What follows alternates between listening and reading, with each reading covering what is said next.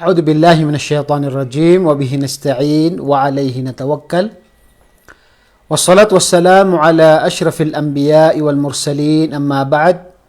Mga magulang at mga kapatid sa panampalataya, Assalamualaikum warahmatullahi wabarakatuh. Magandang araw po sa inyo lahat.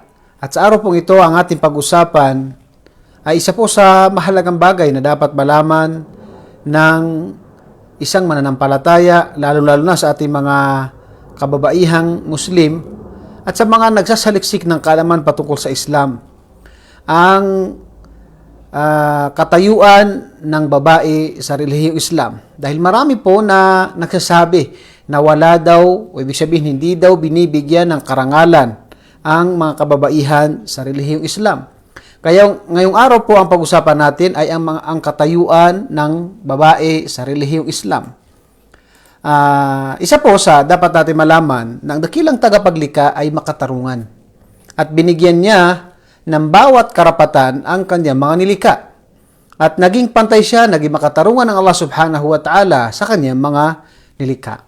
Kaya sinabi ng Allah sa Banal Quran sa Suratul Hujurat, Ya ayuhan nasu inna khalaqnakum min dhakari wa untha wa ja'alnakum syu'uban wa qabaila lita'arafu inna akramakum indallahi atqakum.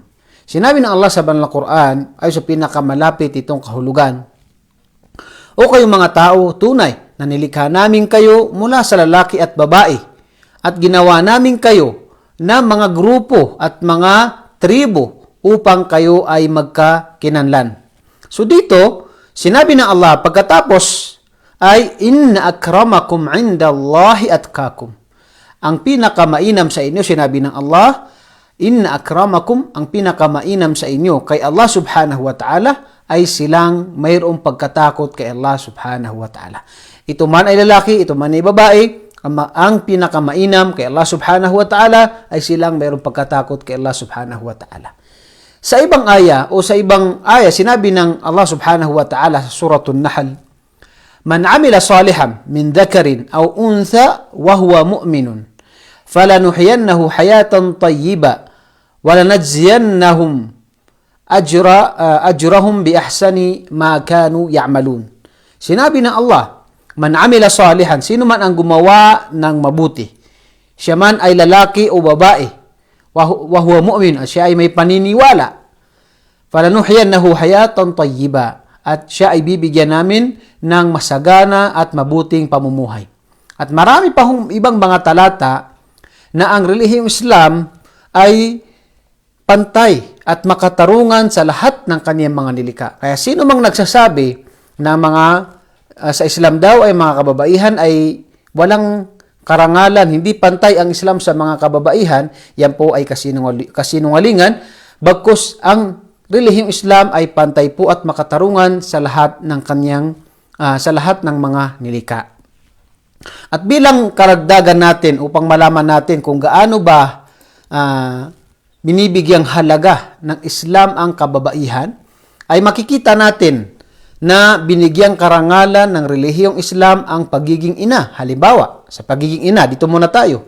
Sinabi ng Allah sa Banal na Quran, وَقَضَى رَبُّكَ أَلَّا تَعْبُدُوا إِلَّا إِيَّهُ وَبِالْوَالِدَيْنِ إِحْسَانًا, at ila akhir al-ayah, Suratul Isra, na sinabi ng Allah sa Banal na Quran na ang pinakaunang inobliga sa inyo ng Allah subhanahu wa ta'ala ay sambahin nyo ang Allah na nag-iisa, at pagkatapos wabilwalidayni ihsana, at maging mabuti kayo sa inyong mga magulang. Sino ang ating mga magulang? Ang ating tatay, ang ating nanay.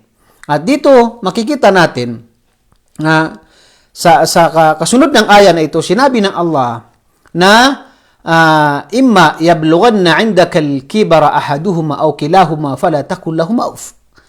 At kapag sila ay tumanda o isa sa kanila ay tumanda, ay huwag mong sabihin sa kanila ang salitang uff. Allahu Akbar. Sa bilang nanay, ay ipinag-utusan tayo kung meron tayong nanay na maging mabuti tayo sa kanila, yun ang pinakauna.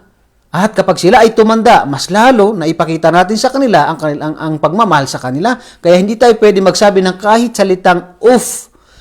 Uff, dalawang letra na ito ay salitang pagtanggi. So yan ay pinagbawal sa relihiyong Islam na sasabihin natin sa ating mga magulang. So dito makikita natin na binigyang halaga, binigyang karangalan ng Islam ang pagiging magulang at lalo-lalo na ang ina. Kaya nga sa ibang hadith, nung may dumating na isang lalaki kay Propeta sallallahu alaihi wasallam, sinabi niya, "Ya Rasulullah, man ahaqqun nasi bihusni sahabati?" Ibig sabihin, o Propeta na Allah, sino ang karapat dapat at pinakauna kong pakikitunguhan sa pinakamainam na pakikitungo? Alam niyo ba ang sinabi ng Propeta sallallahu alaihi wasallam? Ang iyong ina. Ang iyong ina, ang iyong ina. 3 beses na sinabi niya na ang dapat mong pakitunguhan sa pinakamabuting pakikitungo ay ang iyong ina, ang iyong ina, ang iyong ina, pagkatapos ang iyong ama, pagkatapos ang ibang mga tao. Subhanallah. Napakaganda ng turo ng Islam, binibigyang karangalan ang tinatawag na nanay. At ganoon din na sa ibang hadith, mayroong dumating kay Propeta sallallahu alaihi wasallam na gusto niyang mag-jihad o makipaglaban sa landas ni Allah. Ngunit, ang sabi sa kanya ng Propeta sallallahu alaihi wasallam, ummuk hayyun, sinabi niya, ang nanay mo ba ay nabubuhay? Sinabi ng lalaki na yun na, naam. Sabi niya, ilzam rijlaha fathammal jannah. Ibig sabihin ay manatili ka sa kanya, pangalagaan mo ang iyong magulang, at ibig sabihin maging mabuti ka sa kanya ay tunay na mapapasayo ang paraiso ng Allah subhanahu wa ta'ala. So dito, isa sa pinakadakilang gawain ay ang pakikipaglaban para kay Allah subhanahu wa ta'ala. Ngunit, ang payo ni Propeta sallallahu alaihi wasallam sa isang lalaki na iyon ay kung nabubuhay ang nanay mo, isang bata na iyon, ay pumunta ka sa kanya at manatili ka sa kanya, ibigay mo ang kanyang karapatan, pangalagaan mo siya, maging mabuti ka sa kanya, at ikaw ay mapapasayo ang paraiso ng Allah subhanahu wa ta'ala. So dito ang nanay ay binigyan ng karangalan sa relihiyong Islam. So makikita natin ang Islam ay binigyan karangalan ang mga kababaihan. Gayon din, ang kababaihan ay binigyang karangalan bilang asawa. Kaya nga sa relihiyong Islam, ipinagbabawal ang zina. Ipinagbabawal ang tinatawag na pakikipagtalik sa hindi asawa upang mapangalagaan ang kababaihan. At ganun din na makikita mo na kapag sa Islam, ikaw ay may gusto kang babae, hindi pwede na ganun-ganun na lang, katulad ng ginagawa ng iba na nagli-live-in sa ibang mga kababayan natin. Pagkatapos, nagkaanak 1, 2 o 3, tapos hiwalayan, hindi man hiwalayan dahil hindi man sila kasal. So, sa relihiyong Islam, hindi pwede na basta mo na lang kukunin ang isang babae, kundi kailangan na ito ay dumaan sa kasal. Isumpa mo kay Allah, kaya nga, akad yun hindi yun pwedeng maging asawa mo ang isang babae maliban lamang sa una may wali. May wali, malalapit na kamag-anak niya para mapangalagaan ang kanyang karapatan niya at saka yung tinatawag na mga bagay na kailangan na malaman tulad sa tinatawag na wali. Okay, so kailangan may wali at ganun din na tinatawag na dadaan ka. Kailangan may magkasal sa iyo at ikakasal ka sa pangalan na ito yung tinatawag na pangalan ng Allah subhanahu wa ta'ala. Nikah syar'i. Ibig sabihin, ipapangako mo, ikakasal ka sa pangalan ng dakilang tagapaglikha. So dito pinangalagaan ang babae. Hindi pwede na basta mo na lang kukunin dyan sa gilid ng mga palengke o saan dyan tapos biglang magsasama lang kayo. Sa Islam, hindi po. Pinangalagaan ang babae. Kailangan dadaan ka sa proseso, pupunta ka sa mga magulang, papakita mo sa kanila mahal mong babae, pagkatapos magbibigay ka ng mahar. Alam mo yung mahar? Ang mahar hindi, mataliwas yan sa pagkaintindi ng ibang mga tao. Yan daw ay tinatawag na binebenta yung anak nila. La ilaha illallah, mali po yan. Ang mahar, ayan po ay regalo ng lalaki na obligado po sa isang lalaki na magbigay siya ng mahar sa kanyang asawa o papakasalan.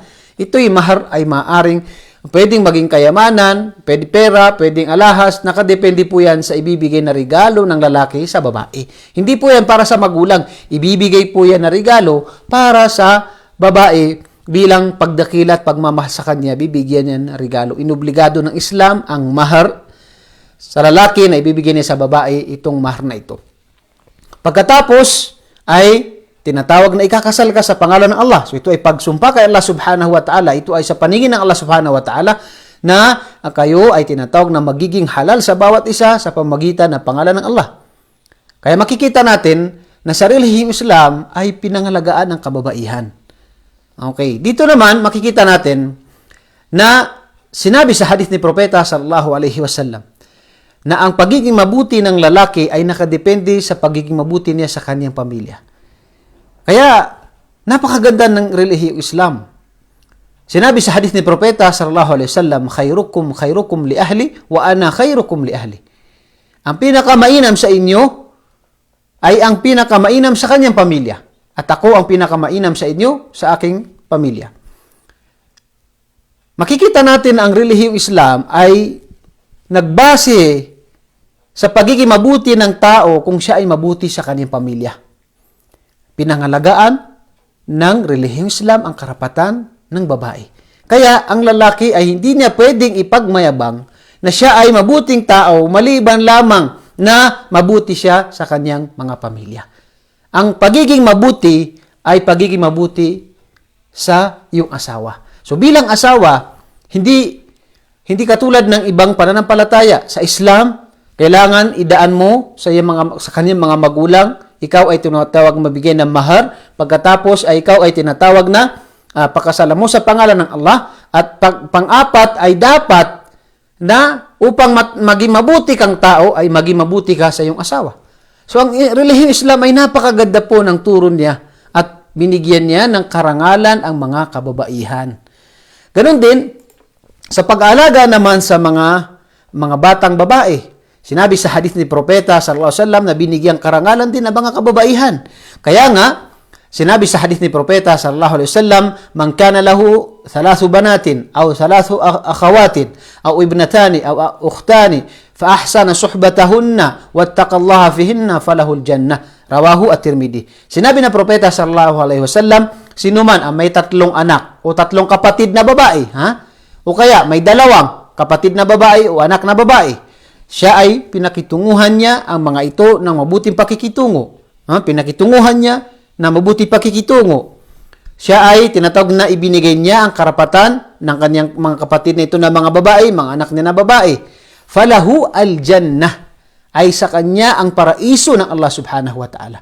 So ang paraiso ng Allah subhanahu wa ta'ala, isa sa bibigyan niya ay ang mga tao na nagkaroon ng tatlong anak o dalawang anak na babae o tatlong kapatid na babae, dalawang kapatid na babae, at pinakitunguhan niya ito ng mabuting pakikitungo.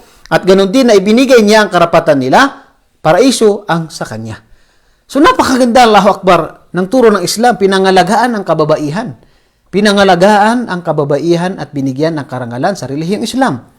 At ganoon din na kapag ang isang biyuda, ibig sabihin namatay ang kanyang asawa, o kaya yung tinatawag na kasama dyan, yung nakapaghiwalay sila ng kanyang asawa at may mga anak siya at hindi nagbibigay ng sustenso ang kanyang asawa, ay maaring pumasok dyan ayon sa ibang pananaw ng ating mga ulama.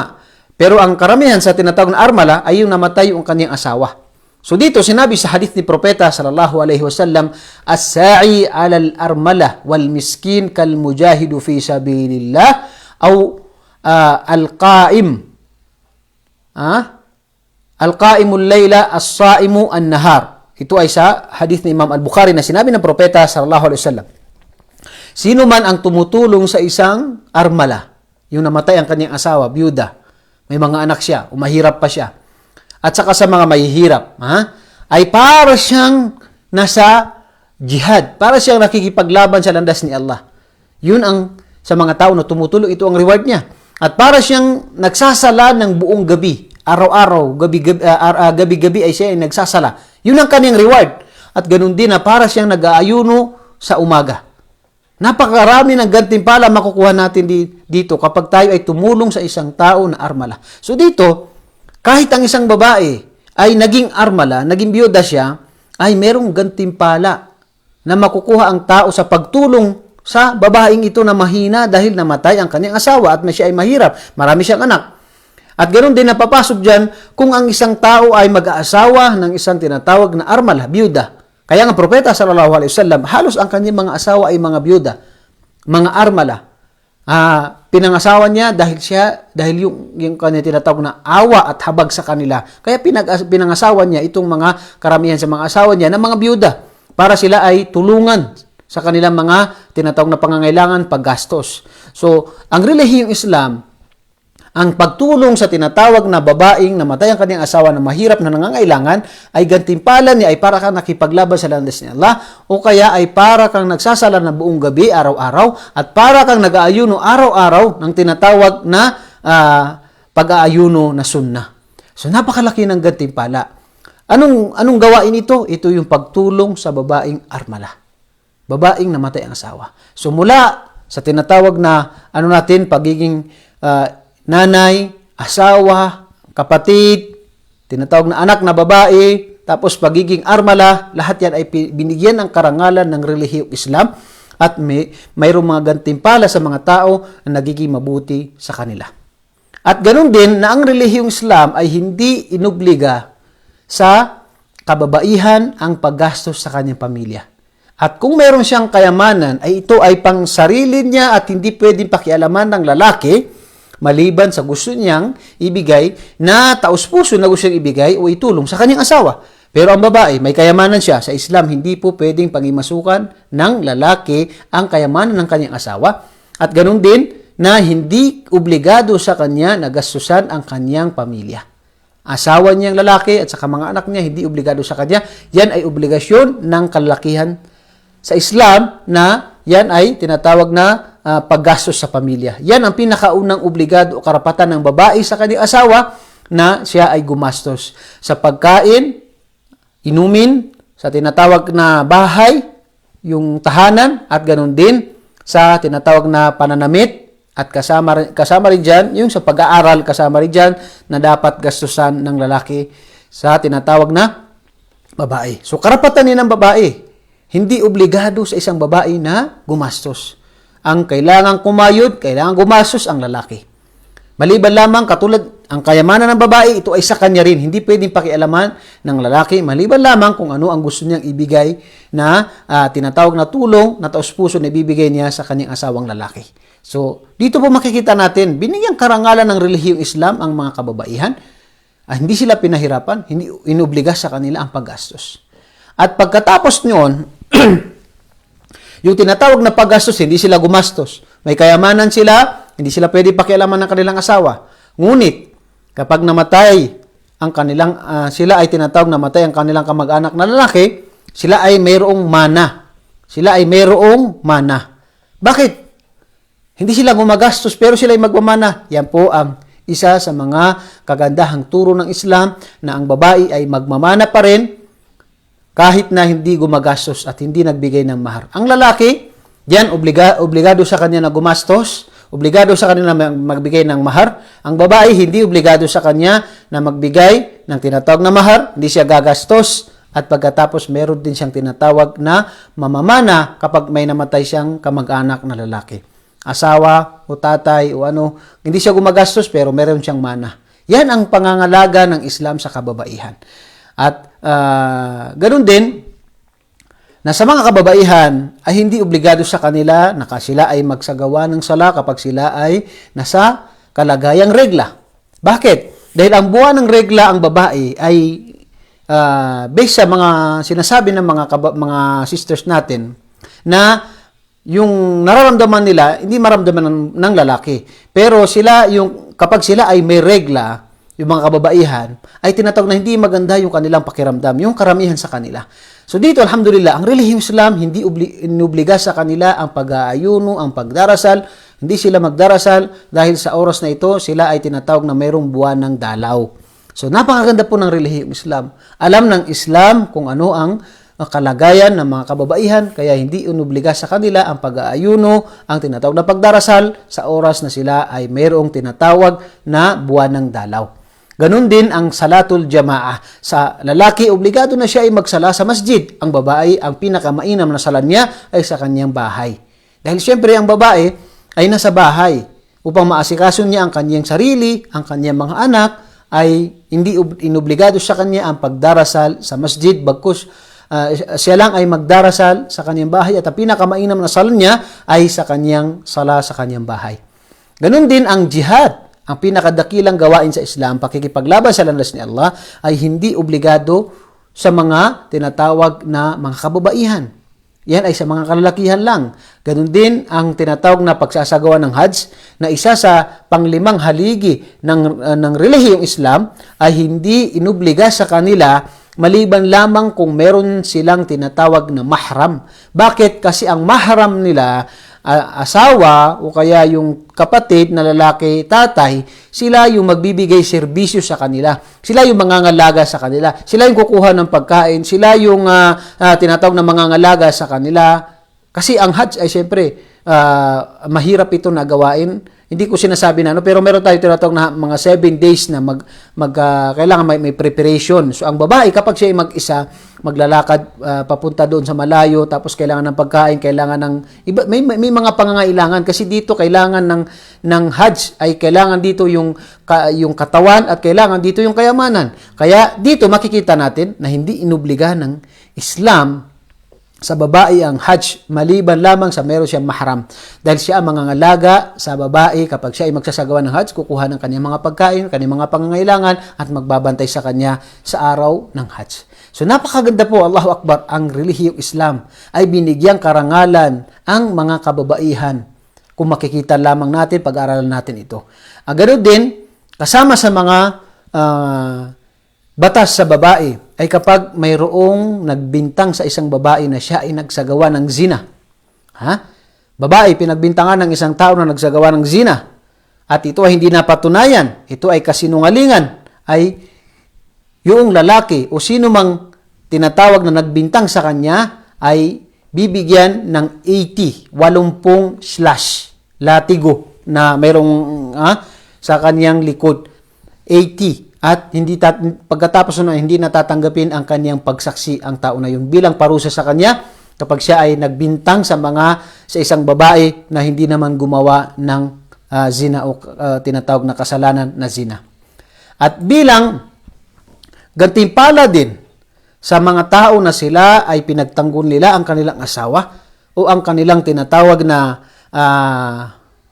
mga kamag-anak na babae, nanay, kapatid na babae, o yung pamilya, ay ito ay ibinilang ng relihiyong Islam na sino man ay pagtanggol niya ang kanyang pamilya, ang kanyang asawa, ang kanyang nanay, kapatid na babae, anak na babae, o kanyang pamilya, ay namatay siya na syahid, martir o sa wikang Tagalog, pero syahid, namatay siya sa landas ni Allah subhanahu wa ta'ala, na nangangahulugan ito na pinapangalagaan ng relihiyong Islam ang kababaihan. Kaya sino man ang ipagtanggol niya ang kaligtasan ng kanyang pamilya, asawa, nanay, kapatid na babae, anak na babae, at siya ay nabutan ng kamatayan, siya, ang gantimpala niya ay para siyang namatay na syahid o siya ay sa landas ni Allah subhanahu wa ta'ala.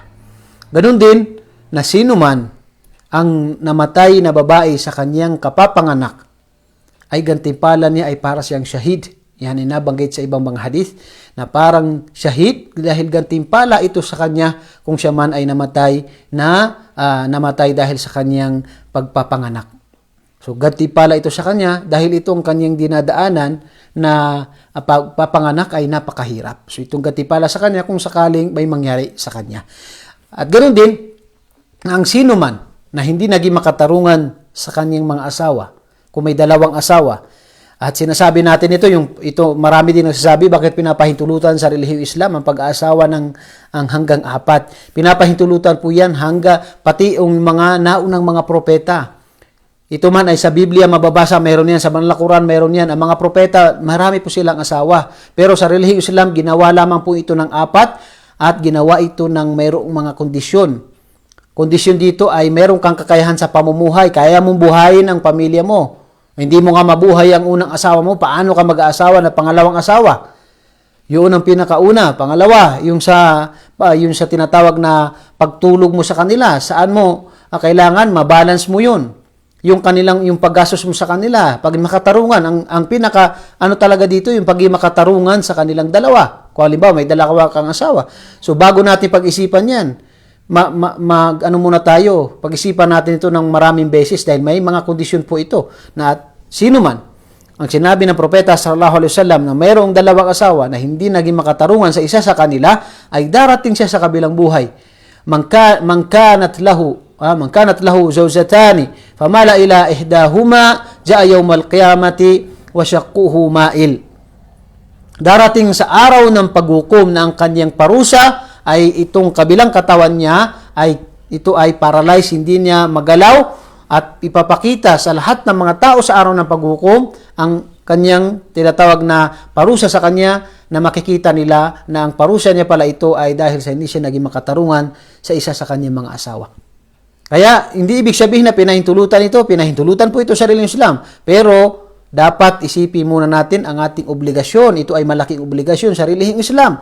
Biruin mo itong kasalanan na ito kapag hindi naging makatarungan ng tao sa kanyang tinatawag na dalawang asawa. Kaya itong parusa na ito ay bilang gantimpala, bilang pagtatanggol sa mga kababaihan na maging makatarungan ang kanilang asawa sa kanila. So alhamdulillah, ang relihiyong Islam ay pinahintulutan ito, pero ito ay pinahintulutan na mayroong mga kondisyon na dapat alalahanin ng bawat lalaki na gustong mag-asawa. Ng pangalawa, o pangatlo, o pang-apat ang mga kondisyon ito. Yung maging makatarungan ka sa kanila. At dapat ay mayroong kakayahan sa paggastos o yung hanap buhay na ibubuhay mo sa kanila. Kasama rin doon sa tinatawag na mga rulings ay yung pangangalaga sa kababaihan. Bakit may hijab? Ang hijab ay upang mapangalagaan ang kababaihan. Kaya makikita natin ang tinitingnang modelo ng mga, halimbawa sa mga kababayan natin, mga Kristiyano, ay si Birhing Maria. So anong panunuot ni Maria, na nanay ni Isa o si Jesus alayhi salam? Siya ay nakahijab, siya ay nakasuot, nakatakip ang kanyang buong katawan maliban sa mukha. Yan ay pagpapakita na siya ay tama modelo sa mga Muslim at sa mga hindi man. Kaya makikita natin ang mga madre, bakit sila nakasuot ng ganun? Di ba? So makikita natin ito ay tinatawag na turo ng anumang relihiyon, yung mga galing kay Allah subhanahu wa ta'ala, upang maging mapangalagaan ang kababaihan sa tinatawag na zina o sa iba pang tinatawag na mga masasamang mga balak ni Shaitan sa lalaki at saka sa babae. At dito ay inobliga sa isang babaeng Muslim na takpan niya ang kanyang tinatawag na yung kanyang buhok at sa kanyang pangangatawan. Ang hijab ay hindi lamang yung tinatawag na takpan mo ang iyong buhok, bagkus yung tinatawag na katawan ng tao, dahil ito ay nagdudulot karamihan ng fitna kapag yung pananamit ng tao ay halos nakahubad. Yan ay tinatawag na pinangalagaan ng Islam. Kasi si Queen Elizabeth, makikita natin, reyna. Pero subhanallah, makita mo ang kanyang panunuot, halos parang Muslim kung makita mo. Siya ay reyna, mayroon siyang freedom, reyna, pero ang kanyang panunuot ay parang Muslim. Allahu Akbar. Dito ang Islam, inobliga ang hijab para mapangalagaan ng kababaihan, at napakaganda na isang tinatawag na babaeng Muslima ay hindi niya pinapakita ang kanyang aura sa hindi niya mga maharam, at ito ay pinakamalaking pangangalaga niya sa kanyang sarili, at ito ay para lamang din sa kanyang asawa. At ganoon din, na marami nagsasabi din, nagtatanong, bakit yung talak, yung pag-asawa ay sa Islam, ay sa lalaki lang? At walang karapatan ng babae na humingi ng talak o yung pakikipaghiwalay. Hindi po ganoon. Ang babae ay mayroon pong tinatawag na pwede siyang humingi ng talak, pakikipaghiwalay sa babae kung valid reason. Halimbawa, babae, lalaki hindi nagsasala o sinasaktan siya o anumang mga bagay na ito ay taliwas sa turo ng Islam. Hindi siya gumagastos. So, mayroong pagkakataon na humingi ang babae ng talak o pakikipaghiwalay. Ganun din yung tinatawag na khula. Mayroong khula. Na pwedeng sa pamagitan ng mahkama o sa Islamic government na pwedeng tinatawag na ipahiwalay sila kung may mga valid reason. So, titingnan din natin. Pero, kung titingnan natin ang talak, bakit ibinigay sa lalaki ang talak? Ang talak ay lalaki ang binigyan. Bakit? Unang-una, ito ay awa sa babae. Bakit? Siguro magtatanong kayo. Kasi kung ang talak ay sa babae, siguro wala tayong makikita na may masayang tahanan sa panahon natin ngayon. Bakit? Dahil minsan, hindi lang, kadalasan ang babae ay emotional. Kapag may konting away, may konting pagkakamali, ay diretso, ay sige, hiwalay tayo. Yan ang kadalasan sa kababaihan na, kumbaga yan yung kanyang tinatawag na sandata, yung kanyang dila. So, pag sabi niya, hiwalay tayo, Kapag babae, siguro 3 araw, tapos na. Sa oras na yun, hiwalay. Bukas, hiwalay. 3 araw, hiwalay. So, wala tayong makikita na pamilya na buo. Kundi lahat ay hiwalay o watak-watak na. Kaya ang paghihiwalay ay kadalasan ay sa relihiyong Islam ay ang lalaki ang may hawak ng talak.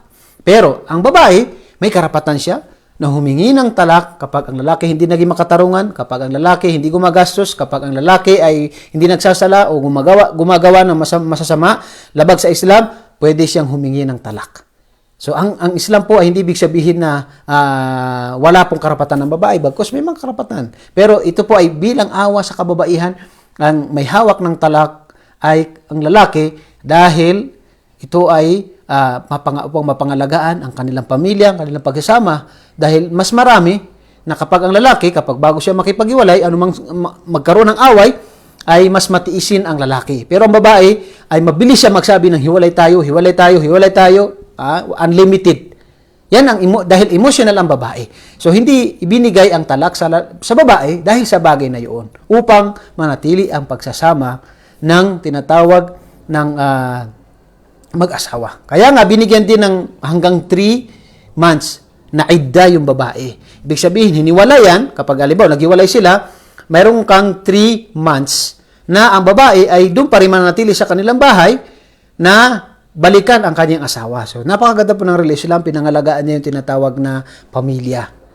Yung pamilya. At hindi po pwede maglaro ang lalaki na bigla na lang magsabi ng talak, hiwalayan kita. Dahil yan po ay tinatawag na binigyan tayo ng babala ng Quran na at talakum marratan. Kapag makipag-iwalay tayo ng 1, 2, pag ito ay naging 3, pag pang-4, wala na. Ibig sabihin, hindi mo na pwedeng balikan ang asawa mo. Kaya hindi pwedeng laro. Hindi pwedeng sa lalaki na maging laro sa kanya yung makipaghiwalay sa kanyang asawa. Kaya maingat ang lalaki dapat. At dapat, tinatawag na pangalagaan niya yung tinatawag na relasyon ng kanilang pinagsamahan. At nabanggit din sa hadith ng propeta sallallahu alaihi wasallam bilang pangangalaga sa kababaihan na kapag nakita mo, nagalit ka sa iyong asawa, meron siyang pagkakamali, ay tingnan mo ang ibang mga nagawa niyang kabutihan. Yung ibang nagawa niyang kabutihan. Bakit? Dahil posible bang asawa mo simula nung mag-ikasal kayo hanggang ngayon wala siyang nagawang kabutihan? Puro na lang mali? Hindi pwede. Ang asawa mo yan. So marami siyang nagawang kabutihan sa iyo, sa ating asawa. So bakit ang sinabi ng hadith, sinabi ng propeta, ay tingnan mo yung ibang tinatawag na mga kabutihan niya upang yung isang pagkakamali niya ay matanggal. 'Di ba kapag tayo ay tinatawag na dumaan sa mga maghihirap, pero biglang may dumating na mga biyaya ng Allah Subhanahu wa Ta'ala, nakalimutan natin yung tinatawag na mga problema natin. Dahil maraming mga biyaya ang Allah Subhanahu wa Ta'ala. Pero kapag ang isang tao puro na lang mali ang nakikita niya, yan ay problema ng isang tao yan. So dapat ang sinabi ng propeta, nagkamali man ang iyong asawa, ang iyong asawang babae, siya man ay nagkaroon kayo ng away, ang dapat ay tingnan mo ang marami na nagawang kabutihan. Marami nagawang kabutihan. Bakit isang mali lang, hiwalayin mo asawa mo? Samantalang napakarami niyang nagawang kabutihan sa iyo, sa iyong mga anak, sa iyong pamilya. Alhamdulillah. So dito po makikita natin na sa mga binanggit natin dito na ang relihiyong Islam ay binigyan ng karangalan ang babae. Binigyan karangalan ng babae. Kaya sino man ang nagsasabi na ang mga kababaihan ay wala silang tinatawag na lugar sa relihiyong Islam, hindi po. Dahil ang relihiyong Islam po ay binigyan ng karangalan ang mga kababaihan at bagkus napakarami po nabanggit natin ng mga hadith na simula sa nanay, sa pagiging asawa, sa pagiging kapatid, sa pagiging anak, halos lahat ito ay pagpapatunay na ang relihiyong Islam ay hindi lamang po pantay, ang Islam po ay makatarungan sa lahat ng mga tao at lalong-lalo na sa mga kababaihan na ito ay binigyan ng karangalan ng relihiyong Islam. Sana po nakapulot tayo ng aral sa araw na ito at kung meron po kayong mga katanungan, pwede po kayo magtanong sa akin sa message para sigurado kasi maaaring sa mga comment ay hindi natin mabasa. Sa mga bumati po ng Assalamualaikum ay Waalaikumsalam wa rahmatullahi wa barakatuh. Nawa po, gatipala kayo ng Allah subhanahu wa ta'ala at tayo ay dagdagan pa ng Allah ang ating mga kaalaman ay tuway may sa buhay natin at gantipalaan kayo din ng Allah subhanahu wa ta'ala sa inyong pagsubaybay at ibilang ito sa inyong mga gawaing mabubuti dahil tayo ay nagsasaliksik ng kaalaman, nagtutulungan tungo sa kabutihan at pagbabahagi ng kabutihan patungkol sa relihiyong Islam. Nawa, tanggapin ng Allah ang ating mga mabubuting gawain. Assalamualaikum warahmatullahi wabarakatuh.